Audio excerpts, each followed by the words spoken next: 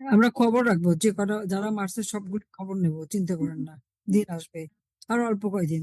ইনশাআল্লাহ। আপনি আল্লাহ ডাকেন, আল্লাহ যেন সেই দিন দেয় যে এগুলোকে যেন উপযুক্ত শিক্ষা দিতে পারে। ওই জন্য তো বেঁচে আছি, বাঁচায় রাখছে তো আল্লাহ, ওই কারণে ধৈর্য ধরে একটু আর দোয়া করেন। আপনারা সবাই চাইয়ে আছে, দেশের 100% মানুষের ভিতরে 80% মানুষ আপনার দিকে তাকাই আছে। ইনশাল্লাহ আমরা আশাবাদী যে আপনি অবশ্যই ডিসেম্বরে আসবেন। আমি ইনশাল্লাহ আসবো। আমিও মানুষদের ছাড়া তো থাকতে পারি না, বাপ মা ভাই বোন হারায় তো এই মানুষদের কাছেই ছিলাম, মানুষদের কাছেই চলে আসছিলাম ছুটে। আজকে তাদের এত কষ্ট সহ্য হয় না। আমার পাসপোর্ট টাসপোর্ট সব বন্ধ, তবুও আমি আসবো জি, ইনশাল্লাহ। আমরা চাই আপনি তাড়াতাড়ি এ দেশে আসেন এবং কি আপনি নিজের হাতে ওদেরকে শাস্তি দিবেন। আপনার ইনশাল্লাহ ওদেরকে দেব। যারা যারা নির্যাতিত হয়েছে, আপনি সবাই কার মারফত নির্যাতিত হয়েছে ওদেরকে চিহ্নিত করা আছে, তাদের নাম ঠিকানা লেখা আছে এবং কি বাড়ির আশেপাশে আছে। আমাদের গুলো তো একদম আমাদের বাড়ি থেকে আমরা রাস্তা দিয়ে ওদের ভয়ে হাঁটতে পারতেছি না। আমার ভাতিজা আমার বাসায় সব থাকতেছে, তালিকা রাখতেছি আমার মা আমার সব, বাসায়। চিন্তা করো না মা, আমি সব তালিকা রাখতেছি। আর সারা প্রত্যেক জায়গায় যায় যা ঘটনা জি, ঘটে সব তালিকা, সব ইচ্ছা আমি যেই বলছি আমি আসবো, এখন তারা কিভাবে বাধা দেবে সেই তালে আছে। আবার আমাকে কোনো বাধা কি আইন নেই। দপ্তর হবে নাকি? আমারও খুব কষ্ট, আমি অতিক্রম করে দু চার দশ 10 কোটি মানুষ ওই ইয়াতে থাকবে, এয়ারপোর্টে থাকবে ইনশাল্লাহ। ইনশাল্লাহ। 10 কোটি মানুষের পরে এয়ারপোর্টে থাকবে আপনাকে রিসিভ করার জন্য। ইনশাআল্লাহ ইনশাল্লাহ। ইনশাআল্লাহ। জয় বাংলা। Thank you. জয় বাংলা, জয়। জয় বাংলা। জয় বাংলা, জয় বাংলা। জয় বঙ্গবন্ধু। Thank you. আসসালামু আলাইকুম মাননীয় নেত্রী। আপনার 2024-এর নভেম্বর মাসের 24 তারিখে স্কুলে যাওয়ার পথে এই বোর্ড অফিসের সামনে সন্ত্রাসীরা 30+ লোকজনে আমাকে মারধর করছে, তারপরে আপনার থানা পুলিশে দিয়ে দিছে। তো জেলমেল খাটাইছে আপনার, তারপরে ওই সন্ত্রাসীরা বাড়িঘর লুটপাট করছে। আর এই আমার 2 বছরের কেরিয়ার নষ্ট করে দিছে, স্কুল বন্ধ অফ হয়ে গেছে। এখনো বাড়িতে যাইতে পারি না সন্ত্রাসীদের জন্য। তুমি তুমি আবার পড়াশোনা করতে পারবা, নিশ্চয়ই পারবা, সেদিন আসবে। পড়াশোনা এরকম তো হয় নষ্ট, আমাদেরও হয়েছে ইনশাল্লাহ কতবার। আবার জেলে গেছে, স্কুল বন্ধ। আর এই শেষ বেলা তো ইনশাল্লাহ প্রচার। ইনশাল্লাহ আপনি আসলে হবে ইনশাল্লাহ। হ্যাঁ ইনশাল্লাহ সবাই। আমি তো বলছি যে যারা যারা এরকম পড়াশোনা করতে পারে নাই, তাদের প্রত্যেকের পড়াশোনার ব্যবস্থা করে দেবো আমি, সব খরচ ইনশাল্লাহ দেবো। আর যাদের ইনশাল্লাহ সার্টিফিকেট আছে তাদের সার্টিফিকেট দিয়ে দেবো। আর যারা এটা করে দিচ্ছে তাদের তো উপযুক্ত শাস্তি দেওয়া হবে। আর দিন আসবে, চিন্তা করো ইনশাল্লাহ। না। জয় বাংলা, জয় বঙ্গবন্ধু। আমি ফুলগাজী আমরহাট 9 নং ওয়ার্ড ছাত্র যুবলীগ কর্মী। আমরা দোনো ভাই যুবলীগ কর্মী ছিলাম আপা। আমরা আচ্ছা। সবসময় আমরা যে মাইরা ফেলাইছিল যে যে একরাম চেয়ারম্যানের শিষ্য ছিলাম দুই ভাই। হম। ওরা এই কি কয় যে 5 তারিখের পর থেকে আমাদেরকে অনেক নির্যাতিত করছে, হয়রানি করছে, আমাদের বাড়িঘর লুটপাট করছে। আমাদের নামে যে 4 নভেম্বরে কি কয় যে চট্টগ্রাম কোতোয়ালি থানা ভাঙচুর মামলা দিছে। আমরা দুই ভাই একসাথে জেল কাটছি প্রায় 3-4 মাসের মতো। এরপরে ফেনীতে দিছে বিএনপি নেতা মারছি কইয়া একটা মামলা দিছে। ওই মামলাতে খাটছি ধরেন 3 মাস 17 দিন পরে বাইরে। এরপরেও তবুও আমরা বাড়ি ছাড়ি না, বাড়ির থেকে কোনো দিকে যাই না, আমাদের কোনো রুজি রোজগার নাই, টাকা পয়সা নাই। ওই কারণে আমরা কোনো দিকে যাইতে পারি নাই, দুই ভাই বাড়িতে ছিলাম। তো এই বাড়িতে থাকার কারণে আমরা বাড়ি থেকে দুনো ভাই আমরা সরাই দিতে চাইছে। দুনো ভাই মাইরে ফেলালে আর কেউ থাকবে না, আমাদের পরিবার কেউ করবে না, এটা বলছে বলে আমাদেরকে মারধর করছে। আমরা আমরা দুনো ভাই অনেক নির্যাতিত হয়েছে আগের থেকে। আমরা আমাদের সময় থাকতে ওই সময়ও মানে আমাদের লোকজনকে দৌড়া দৌড়া এই যে আমাদের এমপি মহোদয় নিজাম হাজারীর কাছেও আমাদের অনেক বিচার দিছে, অনেক মামলা মোকদ্দমা আমাদেরকে দিছে। ওই সময় এ, অনেক করছে, করার পরে লাস্ট 5 আগস্টের পরে বেশি করে লাইছে আমরা কোনোদিন মানে আমরা অনেক নির্যাতিত। আর সবসময় নেতা কর্মীদের সামনে থাকতাম। আমরা আওয়ামী লীগের নেতা কর্মীদের সামনে থাকতাম আমরা দূরে। আমি যে আব্দুল ওহাব। ধৈর্য ধরো, দিন আসবে। আর যারা এভাবে বাড়ছে তাদের কথা ভুলে যেও না। না, বুঝতাম না, বুঝবো না। আমরা ধৈর্য ধরছি, আল্লাহ সুদিন দিবে। আমি সবসময় ফেসবুকে সবার সাথে যোগাযোগ আছে, ইনশাল্লাহ। হুম, আপনি আসবেন, আপনি আপনি এইসব বিচার করবেন, ইনশাল্লাহ। এটাই আমরা ইনশাল্লাহ। আসসালামু কামনা করি। আলাইকুম মাননীয় নেত্রী, আপনি কেমন আছেন? আছি, আল্লাহ যেমন রাখছে ভালো আছে। আলহামদুলিল্লাহ, আপনার সুস্থতা কামনা করি। মাননীয় নেত্রী, আমাদের দেশের মানুষ ভালো নাই আপনাকে ছাড়া। আমাদের দেশে এখন গ্যাসের সংকট, কারেন্টের সংকট। আগে যদি 2 ঘন্টা 3 ঘন্টা যদিও কারেন্ট বন্ধ থাকতো, গ্যাস বন্ধ থাকতো, তাহলে আগে মাইকে বলে দিত। কিন্তু এখন 7 দিন 8 দিনও মানুষ গ্যাস পাইতেছে না, কারেন্টও পাইতেছে না। বিগত 17 বছরে আপনি যেগুলো করে দিয়েছেন, দেশকে বিদেশি রূপান্তরে করছিলেন। কিন্তু এখন ওনারা যে 2 বছর 3-4 মাস হয়েছে যে অত্যাচার শুরু হয়েছে, এটা গত মনে হয় 30 বছরে এত অত্যাচার মানুষ দেখে নাই। যে মানে গত 30 বছরে কখনোই এত অত্যাচার মানুষ সম্মুখীন হয় না। এখন এই গত কয়েক মাসের ভিতরে এত মানুষ নির্যাতিত, এত দর্শন, এত খুন, এত মানে নির্যাতিত মানুষ। দিনে দিনে দুপুরে ডাকাইতি, দিনে দুপুরে আপনার চোর রাস্তাঘাটে। আমার মেয়ের নিরাপত্তা নাই, অন্য কোনো মেয়ের মহিলার কোনো নিরাপত্তা নাই। মাননীয়, আরে আপনার আশা সবাই চাইয়ে আছে। দেশের 100% মানুষের ভিতরে 80% মানুষ আপনার দিকে তাকাই আছে। ইনশাল্লাহ আমরা আশাবাদী যে আপনি অবশ্যই ডিসেম্বরে আসবেন। আমি ইনশাল্লাহ আসবো। আমিও মানুষদের ছাড়া তো থাকতে পারি না। বাপ মা ভাই বোন হারায় তো এই মানুষদের কাছেই ছিলাম, মানুষদের কাছেই চলে আসছিলাম ছুটে। আজকে তাদের এত কষ্ট সহ্য হয় না। আমার পাসপোর্ট টাসপোর্ট সব বন্ধ, তবুও আমি আসবো জি, ইনশাল্লাহ। আমরা চাই আপনি তাড়াতাড়ি এ দেশে আসেন এবং কি আপনি নিজের হাতে ওদেরকে শাস্তি দিবেন। আপনার ইনশাল্লাহ ওদেরকে দেবো। যারা যারা নির্যাতিত হয়েছে, আপনি সবাই কার মারফত নির্যাতিত হয়েছে ওদেরকে চিহ্নিত করা আছে, তাদের নাম ঠিকানা লেখা আছে এবং কি বাড়ির আশেপাশে আছে। আমাদের গুলো তো একদম আমাদের বাড়ি থেকে আমরা রাস্তা দিয়ে ওদের ভয়ে রাখতে পারতেছি না। আমার ভাতিজা আমার বাসার সব পাশে আছে, তালিকা রাখতেছি, আমার মা আমার সব পাশে।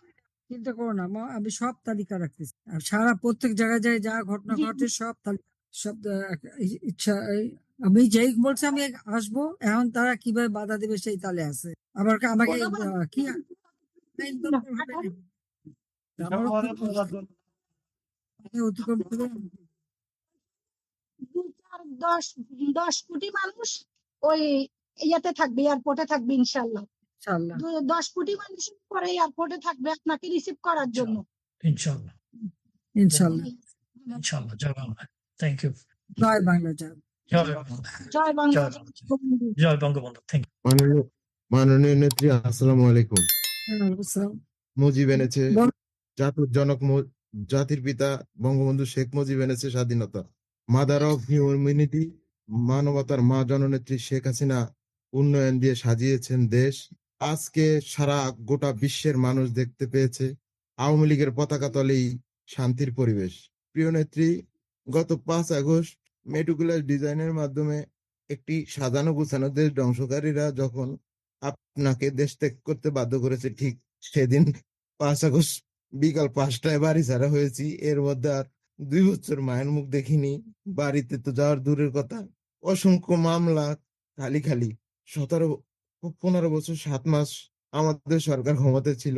বাংলাদেশের আনাচে কানাচে এমন কোনো জায়গা নেই যে আমার নেত্রী, আমার সরকার উন্নয়ন করেনি। বিএনপি আমাদের কাঁধে কাঁধ রেখে, হাতে হাত রেখে ব্যবসা বাণিজ্য চলাফেরা স্বাভাবিকভাবে জীবনযাপন, বরং বিলাসী জীবনযাপন করেছেন, ব্যবসা বাণিজ্য করেছেন, বহাল তবিয়ত সব করেছেন। কোনোদিন তাদেরকে আমরা তুই শালা বা মানে একটা খারাপ কটু কথাও বলিনি। এর এইভাবে আমাদের সরকার সফলতার সাথে দীর্ঘ সময় রাষ্ট্র ক্ষমতায় ছিলেন। আন্তর্জাতিক এবং দেশীয় ষড়যন্ত্রের মাধ্যমে আপনাকে দেশ ত্যাগ করতে বাধ্য করার পর থেকে আমাদের সারা বাংলাদেশে যেভাবে নেতাকর্মী মবের শিকার হচ্ছে, অসংখ্য শত শত আমার ছাত্রলীগ, যুবলীগ, শ্রমিক লীগ, স্বেচ্ছাসেবক লীগ, ওলামা লীগ, মৎস্য লীগ, আওয়ামী লীগের সহযোগী সংগঠন যে জীবন একবার জয় বাংলা কইছে, তার বাড়িতে রাসেল, আপনি আপনার কথার মধ্যে চলে আসুন। আমাদের আরো কয়েকজন আছেন, প্লিজ। গত 29 তারিখ গত তোমাকে 29 কিভাবে তারিখ তুমি কিভাবে মার খেয়েছো সেটা বলো। জি, 5 আগস্টের পরে কারণ সেপ্টেম্বর মাসের 11 তারিখে গুলিস্তান গোলাপ সমাদারের কাছ থেকে মোবাইলের ডিসপ্লে লাগায় বাসে উঠতে নিছি। ঠিক ওই মুহূর্তে ছাত্র দলের আমাদের এলাকার চরফেশনের 5-7টা পোলাপান, ঢাকার পোলাপান সহ ওরা 20-22 জনের মতো, ওরা আমারে ওই জায়গায় সর্বোচ্চ মব করে, নজরুল ভাই যেই কথাটা বলছে আমি ওনার কাছে আমার বক্তব্যটা বলছি। আমি বক্তব্য দীর্ঘায়িত না করে ওইটা সংক্ষিপ্ত, ওইখানে আমার দীর্ঘ সময় মার যতক্ষণ 4টার দিকে 1,80,000 টাকার মতো মোট দিয়া তারপর ওইখান থেকে ছাড়া হয়েছে। গত 29 তারিখ 2 বছর যাবত আর বাড়িতে যাইতে পারি না, কিছু না। এর মধ্যে আমার আম্মা খুব অসুস্থ।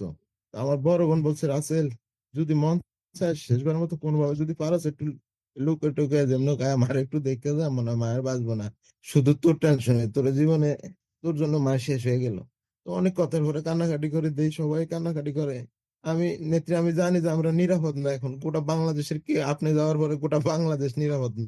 নেত্রী, আপনি জানেন আমাদের যাতায়াত ব্যবস্থা ভোলা তো বদ্বীপ শুধুমাত্র লঞ্চ জানি স্যার, আপনি একটা উদ্যোগ নিচ্ছিলেন ভোলা বরিশাল সেতু করবেন, এর মধ্যে তো যা হয়েছে এই আমাদের লঞ্চ জার্নি ছাড়া কোনো জার্নি নাই।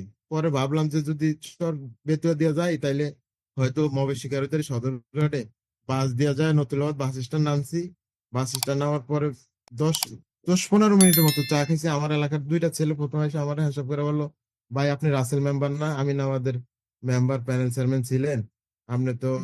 জাকব ভাইয়ের জন্য আমার নেতা আব্দুল ইসলাম জাকব, নেত্রী আপনি জানেন হয়তো, উনি কারাবরণ করতেছেন দীর্ঘ সময় যাবত, আজকে প্রায় 18-20 মাসের মতো জেলে আছেন, সাবেক পরিবেশ বন উপমন্ত্রী। আমি ওনারই কর্মী। ও তো এরপরে 2 বছর জেলখানায়। ও তো 2 বছর ধরে জেলখানায়। 2টা ছেলে আমার এসে যখন বলছে, তখন আমি মাস্ক পরা, ক্যাপ পরা, মানে নিরাপত্তার স্বার্থে প্রতিনিয়ত মব সন্ত্রাস সব মিলে নিজের একটু চিন্তা করছি যে একটু সেফটি ভাবে যাই।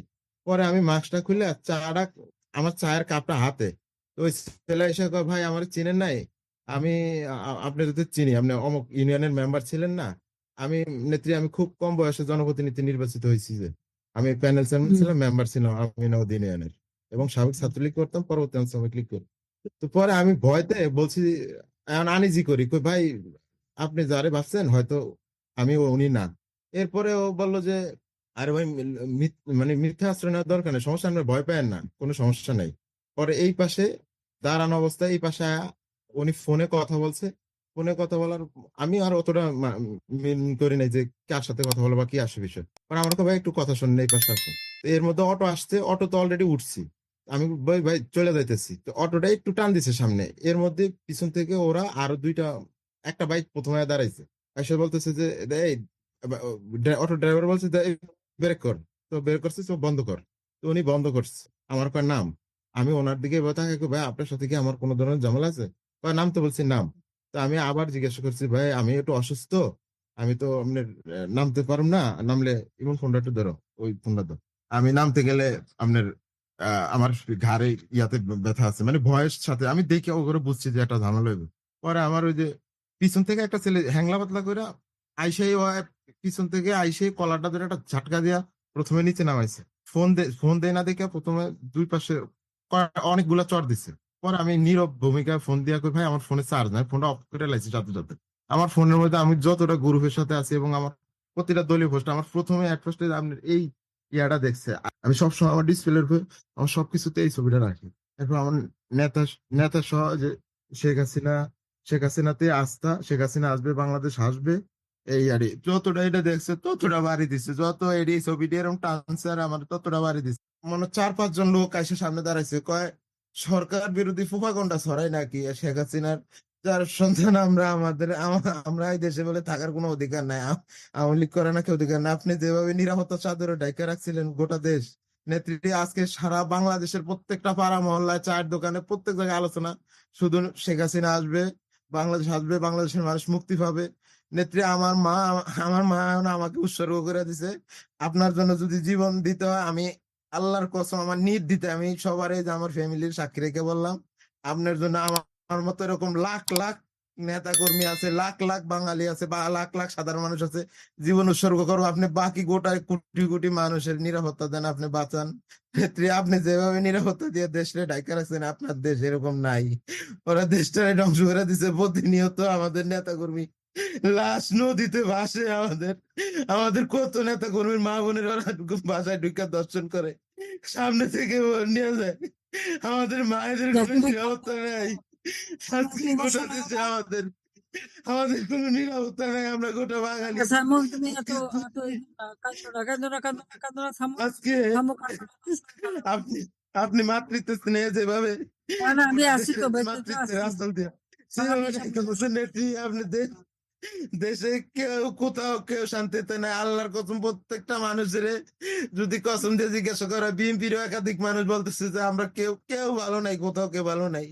গোটা কয়েক মানুষ নিজেদের স্বার্থের জন্য এই ইউনুস বাটপার সিটার আল্লাহর গজব পড়বে এই শয়তান মানুষরূপী শয়তানের উপরে।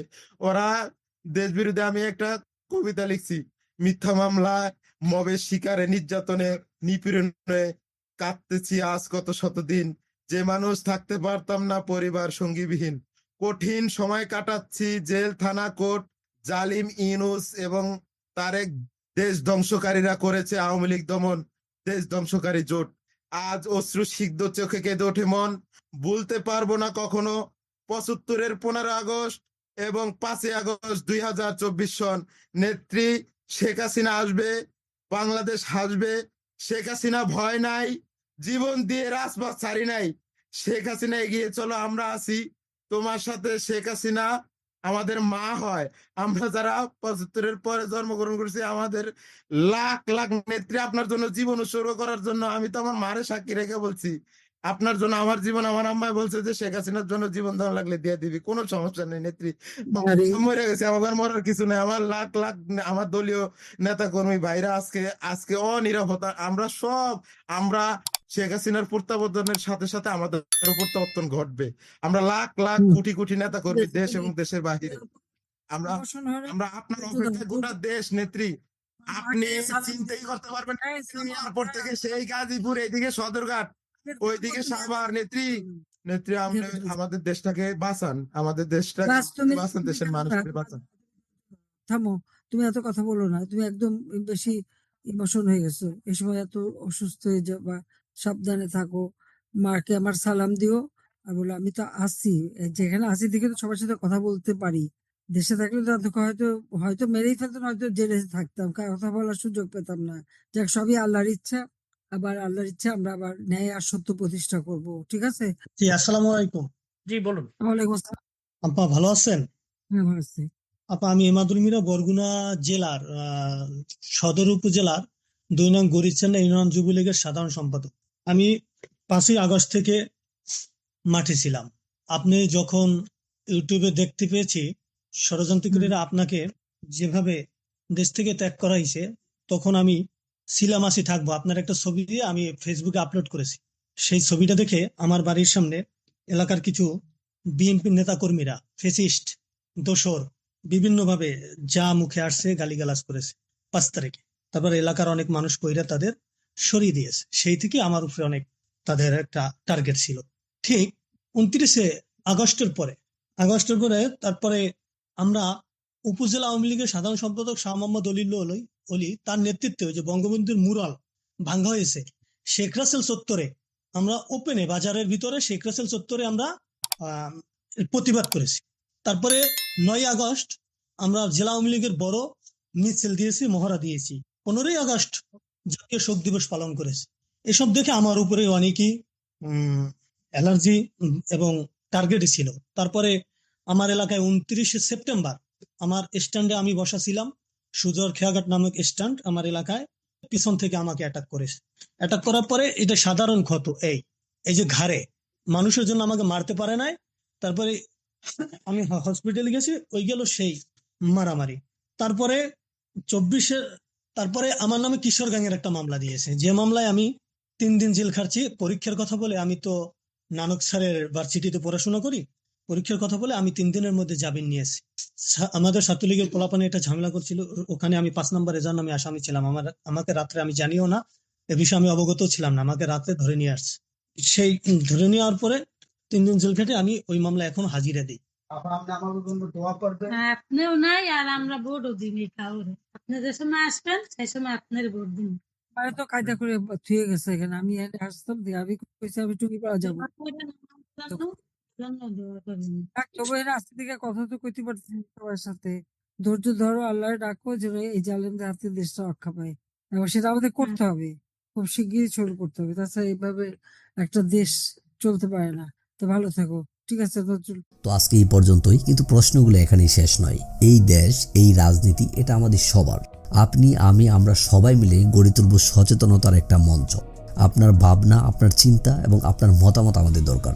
তাই কমেন্টে লিখে জানান এই মুহূর্তে আপনি কি ভাবছেন এবং আপনি কোন দিকে তাকাচ্ছেন। এটা এক একটা ভিন্ন মতের প্ল্যাটফর্ম। এখানে প্রশ্ন করার সাহস আছে, সত্যের পেছনে ছুটে চলার স্পর্ধা আছে। চ্যানেলটি ভালো লাগলে অবশ্যই সাবস্ক্রাইব করে পাশে থাকুন, কারণ একটা ক্লিকেই হতে পারে হাজারো অন্ধকার ভেদ করে আলো খোঁজা শুরু। ফিরছি পরের পর্বে আরো খোলামেলা বিশ্লেষণ নিয়ে। সে পর্যন্ত সবাই ভালো থাকুন, সুস্থ থাকুন। আল্লাহ হাফেজ।